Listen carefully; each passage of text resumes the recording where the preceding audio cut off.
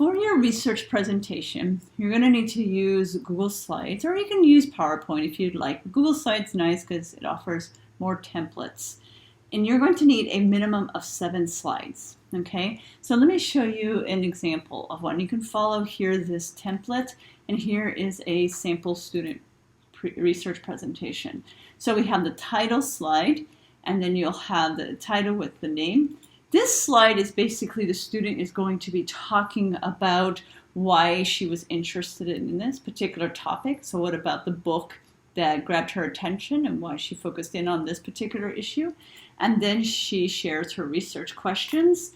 And then she talks about a brief definition of what expressive writing is. And then she introduces her 3 sources. So that includes the source titles, we have the author's name, and we have the dates here. And there are various ways that you can organize this information, but this is how she had done it. But this is what's important. We have author names, we have year of publication, and titles. So you have here 1, 2, and 3. And then she goes into the first source. So we have here the title.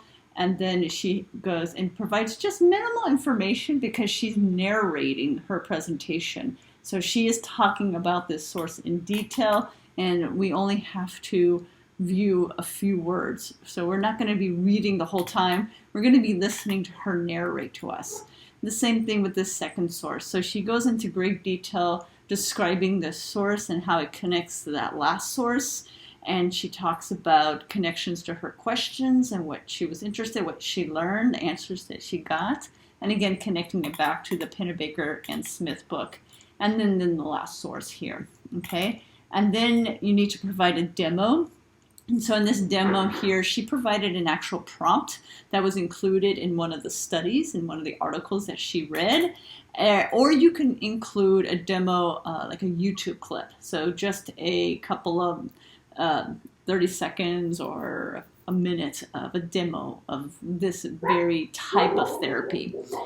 And then here you have the significance. This is where you're talking about the importance and value of this research. And then she concluded, and then make sure you include your actual references, the citations complete. All right, so once you have your slides completed, you need to go to File, and you can download it either as a PowerPoint or as a PDF. I find it easier just to download it as a PDF. Now, when you upload to VoiceThread, to get there, what you need to go is into Sakai, click on VoiceThread, and you'll be redirected to the actual VoiceThread site. And so what you need to do is you need to create your own VoiceThread. You can add your own up here in the right corner, or you could just simply create this one because there's none here yet. So I need to click on this, but for you, you more likely have to click on the top right corner, create a new VoiceThread, and then you're going to add media, and then you're going to upload from your computer. And then I'm going to retrieve it from my actual computer. So I'm looking now for the actual PDF that I just downloaded, and then I upload.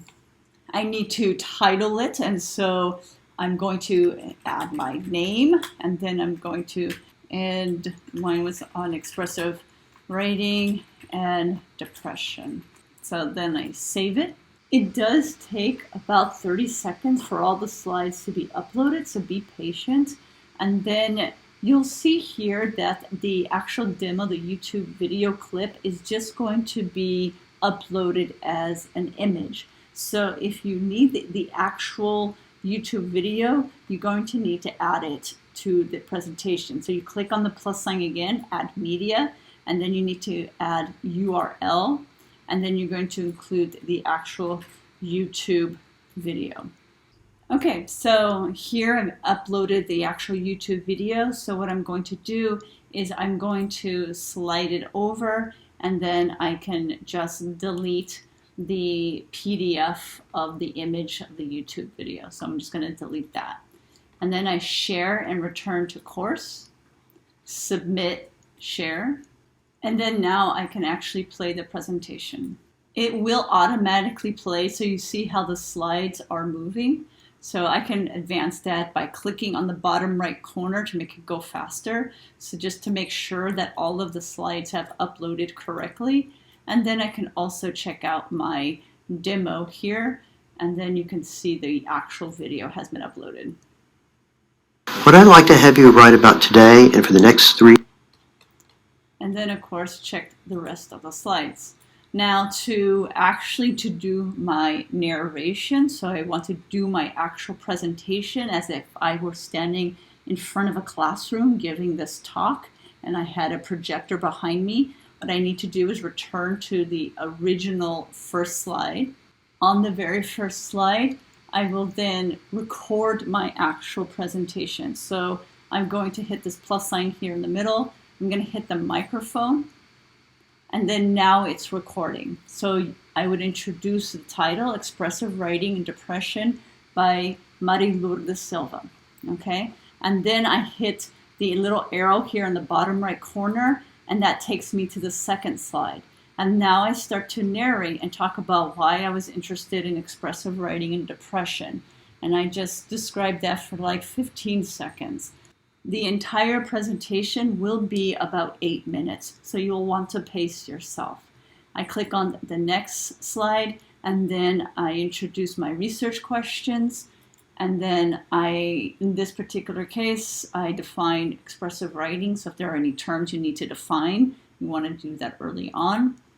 And then I start to talk about my 3 sources. So I'm summarizing them in detail, not having my audience read too much on the slide. This is where I'm narrating, and this is where I'm making those connections between the different sources, as well as to my own personal interests and research questions.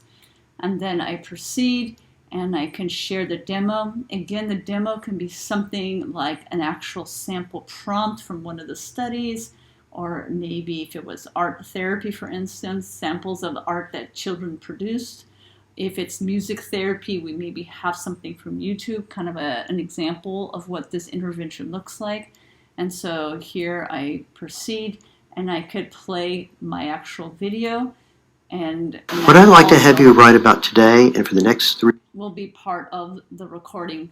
And the nice thing about this, you can also advance to a certain part of the YouTube video if you know, like at a certain minute or certain seconds in, that an important thing is explained. So that way we can see what the actual therapy looks like. We can see what the intervention looks like. Okay, so that's what you're trying to demo. We're trying to better understand what this type of therapy or approach looks like. And again, I move on to the next slide, which talks about the significance of this type of research and what its value is. And then, of course, conclude, and then you can just share your references. So then I'm going to stop the recording. So at this point, I can cancel it if I want to redo it. I can save it, and it's going to save the entire recording. You can also click on the right corner, it says record more, if you need to add more to the narration if you had forgotten something. So I'm going to save it. And then you see here, you see my actual profile picture. You can change your profile picture, and I will ask you to do that, so that way we can put a name to a face. So on the top right corner, you'll see your initials, and you want to click on that. And this is where you would change your profile picture. So make sure that you do that for the final research presentation. Something that shows your face, so that way, again, we can put a name to a face. And then you'll need to then listen to 2 to 3 classmates' presentation, depending on your group size. And to do that, what you need to do is you need to click on the arrow here. So you click on that arrow, so that means I'm responding directly to that person. So I will listen to their presentation. Again, it's about 8 minutes long, and then I'm going to comment and ask a critical thinking question.